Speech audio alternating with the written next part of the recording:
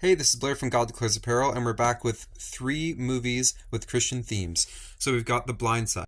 The Blind Side came out in 2009 and is a story of a boy who grew up in a traumatic home and is taken in by a loving family who happens to be Christian, and then they raise him and encourage him to pursue his dream of becoming a football player. Next up, we've got Signs. Signs is a movie by Mel Gibson, the same guy who was involved in The Passion of the Christ. This came out in the early 2000s, and it's a film about a priest who loses his faith after his wife's death and can't view God as good anymore. And he lives on a farm outside of the city where crop circles start showing up, and eventually aliens come. And it's because of circumstances happening in such a way that he knows that God still exists, and ultimately he reconnects with his faith. And finally, we've got The Book of Eli.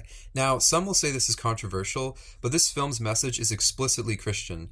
It's about a man who's trying to preserve the Word of God in a post-apocalyptic world, and it's extremely bloody and gory.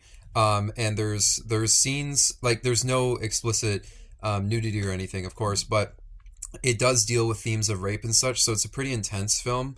In Canada, it's rated 14A, and in America, it's rated R. But just remember, the Bible has plenty of things that deal with mature themes as well. So there you have it, 3 movies with Christian themes.